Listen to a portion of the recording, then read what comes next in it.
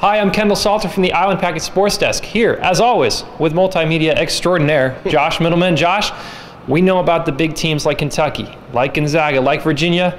What are we going to talk about this week in our college basketball video? I think it's all about the Cinderellas, or maybe better put, the dark horses. I know that this time last year, there's not a way in the world I was picking Connecticut to win it all. I had no idea that they had any chance to claim a national title, yet another one. But who do you like? I mean, Ohio State's a name that comes to mind for me this year as far as a dark horse. Yeah, definitely freshman D'Angelo Russell is the kind of player like a Carmelo Anthony when he was at Syracuse that can really put a team on its back. Now, that's very hard to do, even for a player as good as D'Angelo Russell when you're a freshman. Usually, we see that from teams like Connecticut getting a senior like Shabazz Napier in there last year.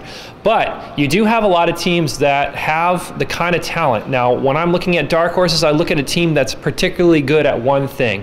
Someone like BYU is an excellent offensive team. If they make it into the tournament, there is still a question there. I think they could beat someone just because of how well they play offensively. On the flip side, you have teams that play great defense, or you have teams that do both. A team like Iowa State, I know a lot of people rate them pretty highly, but I don't know if anyone's really picking them as a team that could go deep, but that's kind of a squad that could do it. Oklahoma shoots very well from the perimeter, another Big 12 team that, you know, when you can hit those threes in big time spots, you never know what can happen, and we know how big that can be. That's right. So do you, at the end of the day, does anyone knock off Kentucky?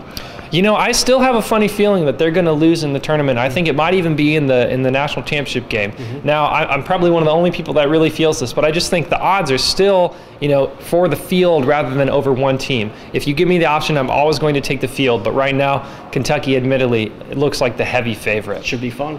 I think that's going to do it this week for our video. Tune in next week as we talk at conference tournaments. Conference tournaments coming.